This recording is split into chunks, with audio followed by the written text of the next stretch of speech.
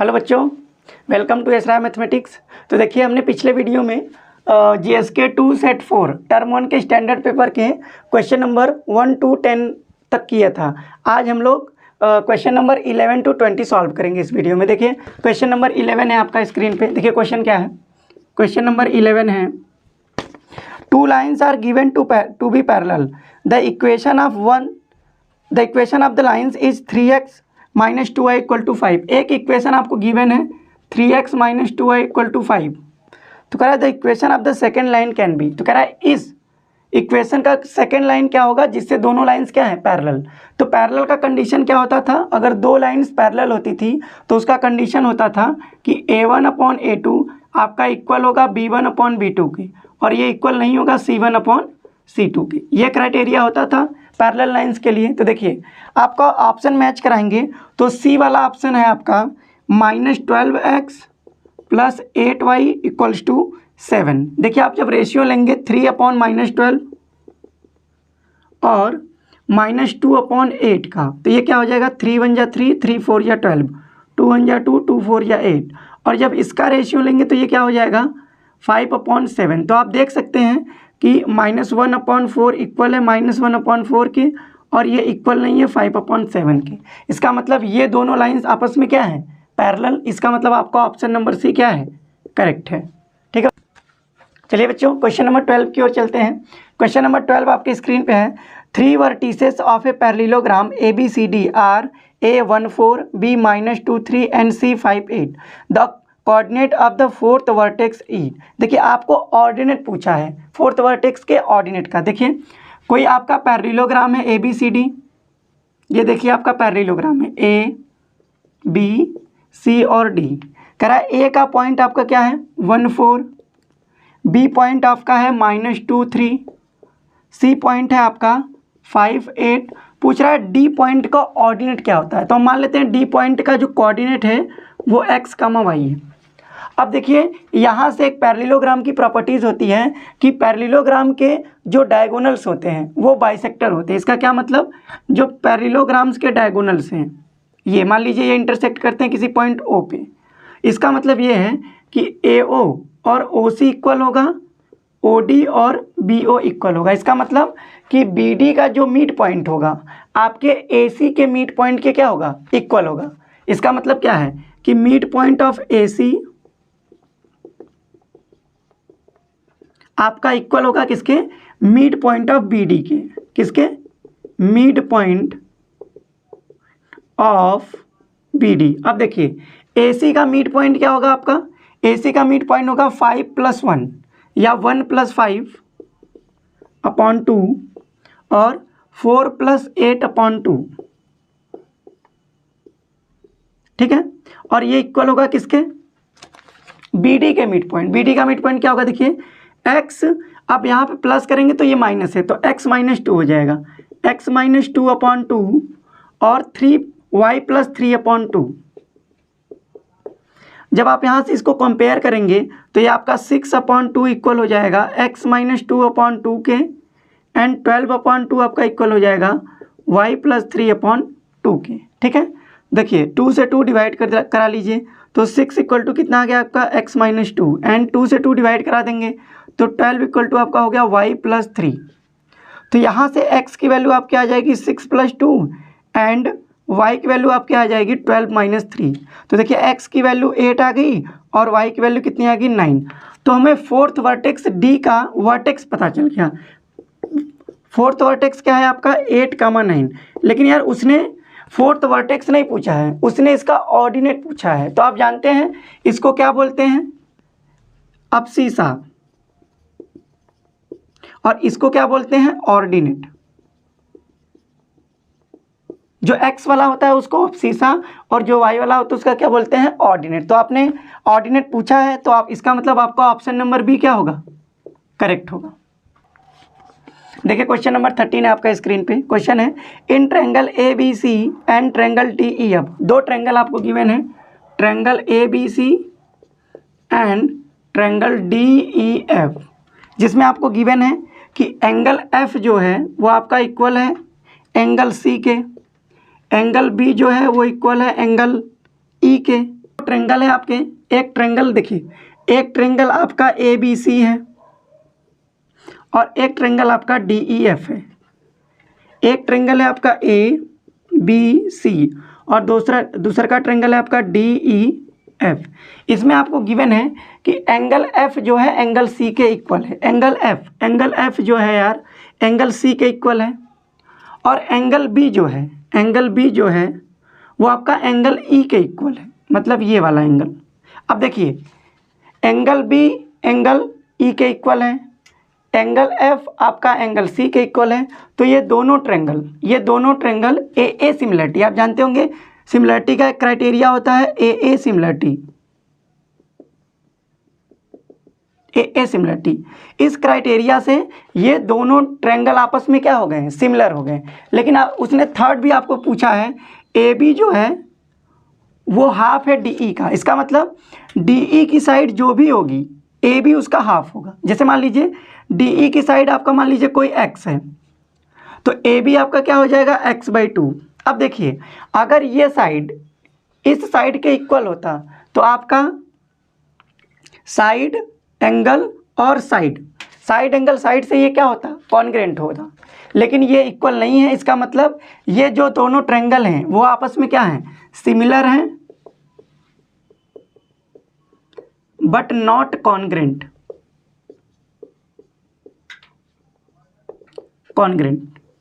Congruent का क्या मतलब होता है कि दो ट्रेंगल कॉन्ग्रेंट तभी होंगे जब उनके करस्पॉन्डिंग एंगल्स इक्वल हो और उनके करस्पॉन्डिंग साइड्स भी क्या होने चाहिए, इक्वल। यहाँ पे करस्पॉन्डिंग साइड्स इक्वल नहीं है इसलिए ये दोनों ट्रेंगल आपस में कॉन्ग्रेंट नहीं होंगे, लेकिन ये सिमिलर है ए सिमिलरिटी से। ठीक है, तो इसका मतलब आपका ऑप्शन नंबर बी करेक्ट है, आपका ऑप्शन नंबर बी करेक्ट। 14 है आपका, in triangle A B C right angle at B sine A equal to 7। Number 14 है आपका, in triangle A B C right angle at B sine A equal to 7/25।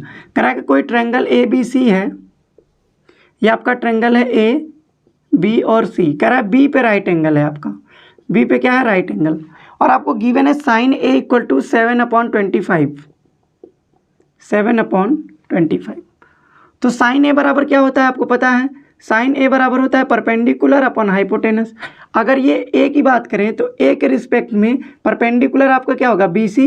इसका मतलब आपका perpendicular कितना है, 7, और हाइपोटेनस कितना है आपका 25। तो उसने आपसे पूछा है कि कॉस सी क्या होगा। कॉस सी, देखिए कॉस सी क्या होता है आपका, बेस अपॉन हाइपोटेनस। अब देखिए बेस अपॉन सी के लिए, देखिए सी के रिस्पेक्ट में आपका ए बी क्या है, परपेंडिकुलर है, और ये वाली साइड ही क्या है आपकी, बेस। तो यहाँ से कॉस सी क्या हो जाएगा, कॉस सी की वैल्यू बेस मतलब 7 अपॉन हाइपोटेनस क्या होगा 25। तो यार सेम ही आंसर आ गया। इसका मतलब आपका ऑप्शन नंबर ए करेक्ट है, आपका ऑप्शन नंबर ए करेक्ट है, 7/25। क्वेश्चन नंबर 15 है, the minute hand of a clock is 84 cm long, the distance covered by the tip of minute hand from 10:10 AM to 10:25 AM। इसका मतलब क्या है कि ये आपका कोई क्लॉक है, ये कोई क्लॉक है जिसमें आपका मिनट हैंड जो है, मिनट हैंड मतलब क्या होता है, जो सबसे लंबी वाली सुई होती है उसको बोलते हैं मिनट हैंड। ये कह रहा है आपका 10:10 AM पे है, मान लीजिए 10 है, 10:10 में अब मान लीजिए यहाँ पे कहीं था 10:10 AM। ठीक है, अब ये कह रहा है कि 10:25 मिनट पे आ गया, ये 10:25 पे, पहले ये कितने पे था, 10 AM पे था, अब ये 10:25 AM पे आ गया। इसका मतलब ये मिनट हैंड कितना चला है, देखिए पहले 10 मिनट था, अब कितना हो गया आपका 25 मिनट। तो इतने समय में इसने ये वाला डिस्टेंस कवर किया है, इतना ये वाला डिस्टेंस इसने कवर किया है। 15 मिनट में मिनट हैंड ये डिस्टेंस कवर करी है, और ये क्या है आपका, इस सर्कल का आर्क है। तो आपको क्या निकालना पड़ेगा यहाँ पे, ये 84 सेमी लॉन्ग आपको गिवन है। इसने पूछा है कि the distance covered by the tip, distance मतलब यही आर्क ऑफ लेंथ। ठीक है, तो देखिए 10:10 और 10:25 में कितने का अंतर है, 15 मिनट का। तो हमको ये देखना है कि 15 मिनट में ये मिनट हैंड इस सेंटर पर कितना एंगल सबटेंड करेगी, मतलब हमको थीटा निकालना है। तो आपको पता है कि जो मिनट हैंड होती है वो 1 रिवोल्यूशन करती है कितने में, 1 आवर में। इसका मतलब 1 आवर का मतलब 60 मिनट में कितना रिवोल्यूट करती है, 360 डिग्री। तो आपका 1 मिनट में कितना रिवोल्यूशन करेगी, 360 अपॉन में 60। तो यहाँ से यार 6 6 जा 36, 6 डिग्री आ गया। इसका मतलब मिनट हैंड 1 मिनट में 6 डिग्री क्या करती है, रिवोल्यूशन करती है। तो 15 मिनट में कितना डिग्री घूम जाएगी ये, 15 मिनट में आपका हो जाएगा 6 × 15, मतलब 90 डिग्री आपका क्या करेगी, रोटेट करती है। मतलब कि ये 90 डिग्री का एंगल बनाएगी। जब ये 10:10:25 पर आएगी तो 90 डिग्री सेंटर पे क्या करेगी, एंगल सबटेंड करेगी। अब पूछ रहा है ये डिस्टेंस निकालना है। डिस्टेंस का मतलब क्या होता है, आर्क ऑफ लेंथ। तो देखिए आर्क ऑफ लेंथ का फार्मूला आपका क्या होता था, आर्क ऑफ लेंथ, ये फार्मूला आपका होता था theta into theta upon 360 into 2πr। तो देखिए थीटा की वैल्यू कितनी हो गई, 90 अपॉन में 360 इंटू 2 रहने दीजिए। पाई की वैल्यू आपका कितना है, 22/7। आर की वैल्यू आपकी कितनी है, 84। इसको डिवाइड कर लीजिए। देखिए 19 1 जा 19, 19 4 जा 36। अब देखिए 2 1 जा 2, 2 2 जा 4, फिर 2 से इसको डिवाइड करा लीजिए, 2 1 जा 2 और ये आपका हो जाएगा 11। 7 से डिवाइड करा लीजिए, 7 1 जा 7, 7 2 जा 14। तो आपका क्या बचा, 11 × 12। तो आप मल्टीप्लाई करेंगे कितना आ जाएगा, 2 में 1 जोड़ेंगे तो 3 और ये क्या हो जाएगा, कितना हो जाएगा 132 सेमी आपका आंसर हो जाएगा। इसका मतलब आपका ऑप्शन नंबर सी करेक्ट है। ऑप्शन नंबर सी आपका क्या है, करेक्ट है। देखिए क्वेश्चन नंबर 16 है आपका, the probability that the drawn card from a pack of 52 card is neither an ace nor a spade. इसने कह रहा है, ये कह रहा है कि कोई एक आपका 52 कार्ड्स है जिसमें से एक आपका कार्ड ड्रॉन किया गया है, मतलब कि 52 पत्तों में से एक पत्ता आपका निकाला गया है। कह रहा है उस बात की प्रोबेबिलिटी बताइए कि जो पत्ता निकाला गया है नहीं एस है और नहीं स्पेड है। तो आपको पता होना चाहिए कि 52 कार्ड्स में, आपके 52 कार्ड्स में 4 के 13 के 4 सूट होते हैं। कौन कौन से पत्ते होते हैं, देखिए 4 सूट होते हैं आपके। कौन कौन से सूट होते हैं, देखिए पहला होता है आपका स्पेड का, दूसरा होता है आपका हर्ट का आपका होता है, तीसरा होता है आपका डायमंड और चौथा आपका होता है क्लब। चौथा क्या होता है, क्लब्स। और इन सब के 13 पत्ते होते हैं। इन सब के कितने कितने पत्ते होते हैं, इन सब के 4 सूट में सबके 13 पत्ते होते हैं। 13 पत्ते, मतलब कि ये सब जो हैं इनके कितने पत्ते होते हैं, 13 होते हैं। अब देखिए वो कह रहा है कि उस बात की प्रोबेबिलिटी बताइए कि जो पत्ता निकाला गया है वो एस नहीं होना चाहिए और स्पेड नहीं होना चाहिए। तो यार एस कितने होते हैं, एस होते हैं आपके 4 और स्पेड कितने हैं, स्पेड आपके होते हैं 13। लेकिन एक बार आप नोटिस कीजिए कि इस जो एस 4 है वो एस एक स्पेड का होता है, एक हर्ट का होता है, एक डायमंड का होता है और एक क्लब का होता है। इसका मतलब इस स्पेड में एक एस ऑलरेडी मौजूद है। इसका मतलब टोटल अगर हम फेवरेबल केस निकालें, टोटल फेवरेबल केस, तो क्या हो जाएगा, देखिए 13 स्पेड आपके हो गए, प्लस कह रहा है कि इस 4 में एक स्पेड, एक हर्ट, एक डायमंड, एक क्लब होता है। तो इस स्पेड में से एक पत्ता निकाल लेंगे तो 4 में से एक माइनस करेंगे कितना हो जाएगा, 3। तो आपके पास फेवरेबल केस कितने हो गए, 16। अब आपको प्रोबेबिलिटी बता, देखिए ये आपका होगा फेवरेबल केस 16। कह रहा है कि ये नहीं होने चाहिए पत्ते, मतलब आपके नाइदर एस और ना ही क्या हो आपके स्पेड हो। तो आपके फेवरेबल केस कितने बनेंगे, ये है आपके नॉट फेवरेबल केस। तो फेवरेबल केस क्या हो जाएगा आपका, 52 में से 16 माइनस कर देंगे तो कितना हो जाएगा, 36। तो प्रोबेबिलिटी आपकी बतानी है तो प्रोबेबिलिटी हो जाएगा 36/52। डिवाइड कर लेंगे 4 से, 4 9 जा 36, 4 1 जा 4, 4 3 जा 12। इसका मतलब 9/13 आ गया। इसका मतलब आपका ऑप्शन नंबर ए क्या है, करेक्ट है। देखिए क्वेश्चन नंबर 17 है आपका, 3 alarm clock ring their alarm at regular interval of 20 minute, 25 minute and 30 minute respectively. If they first beep together at 12 noon, at what time will they beep again for the first time? ये कह रहा है 3 clock है आपके जो क्या करते हैं, रेगुलर इंटरवल। पहला वाला क्लॉक 20 मिनट पे बीप करता है, सेकेंड वाला क्लॉक 25 मिनट के इंटरवल पे और थर्ड वाला क्लॉक 30 मिनट के इंटरवल पे क्या करते हैं, आपके बजते हैं। तो पूछ रहा है कि अगर ये 12 नून पे एक साथ बजे हों, 12 नून पे मतलब 12 बजे अगर ये एक साथ बजे हों तो कितने टाइम बाद फिर ये एक साथ बजेंगे। तो देखिए इसका मतलब क्या है कि अगर हम इसकी बात करें 20 मिनट इसकी, तो पहले क्लॉक क्या करेगा, देखिए 20 मिनट की बात करें तो ये 20 मिनट के इंटरवल पे बीप हो रहा है। इसका मतलब ये अगला 40 मिनट पे, फिर ये अगला 60 मिनट पे करेगा, फिर ये कितने पे करेगा 80 मिनट पे, ऐसे ये इंटरवल 20 के इंटरवल पे क्या करेगा, बजेगा। ऐसे अगर 25 की बात करें तो ये 25 फिर 50 पे बजेगा, फिर ये आपके कितने पे बजेगा, फिर आपके बजेगा 75 पे, फिर आपका कितने में बजेगा 100 पे, ये ऐसे बजता जाएगा। ये 25 के इंटरवल पे बजेगा।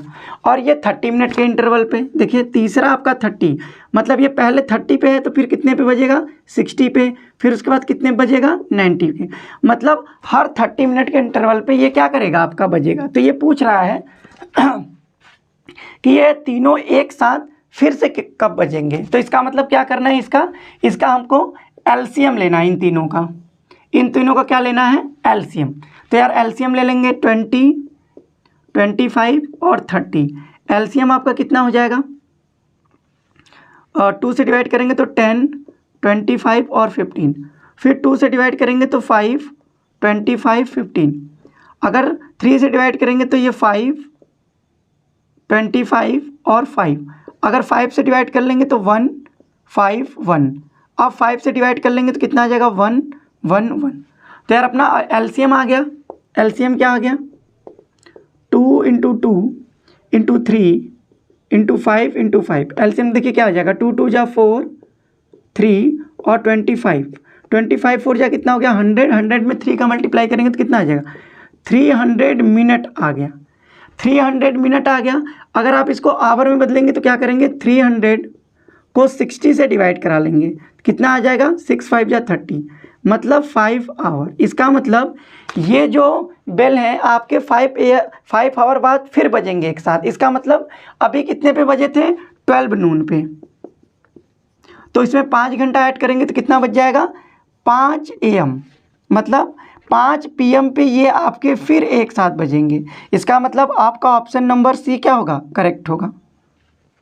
क्वेश्चन नंबर 18 है आपका, a quadratic polynomial the product and sum of whose zeros are 5 and 8 respectively. तो देखिए इस क्वेश्चन में बहुत से बच्चे गलत किए होंगे, बाय मिस्टेक गलत कर दिए होंगे। वो सोचते हैं कि पहले आपको क्या दिया होता है सम ऑफ जीरोज, फिर आपको गिवन होता है प्रोडक्ट ऑफ जीरोज, जबकि ऐसा नहीं है। इस क्वेश्चन को पढ़िए, देखिए क्वेश्चन में लिखा है पहले आपको प्रोडक्ट गिवन है 5 है और सम कितना है 8 है। इसका मतलब प्रोडक्ट आपका जीरोज, प्रोडक्ट ऑफ जीरोज जिसको आप जनरली अल्फ़ा इंटू बीटा से डिनोट करते हैं, वो आपको गिवन है कितना 5, और सम ऑफ जीरोज गिवन है आपको, सम ऑफ जीरोज वो आपका कितना है अल्फ़ा प्लस बीटा से डिनोट करते हैं, वो आपको कितना है 8। तो पूछ रहा है कि वो क्वाड्रेटिक पॉलिनोमियल क्या होगा। तो यार क्वाड्रेटिक पॉलिनोमियल क्या होता है आप जानते हैं, क्वाड्रेटिक पॉलिनोमियल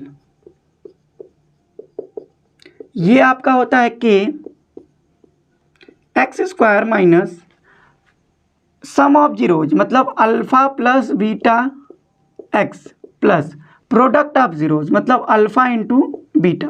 तो देखिए सम हमको गिवन है कितना है 8, तो इसका मतलब ये आपका क्या हो जाएगा k x² minus 8x plus 5। इसका मतलब आपका ऑप्शन नंबर ए क्या है, करेक्ट है।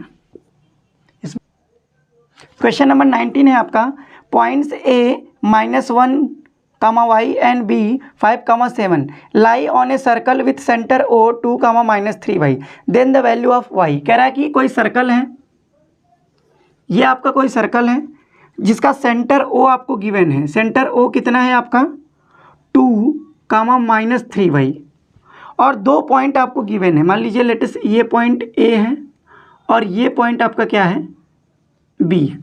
A का पॉइंट है आपका -1, y, B पॉइंट है आपका 5, 7। तो पूछ रहा है कि y की वैल्यू क्या होगी।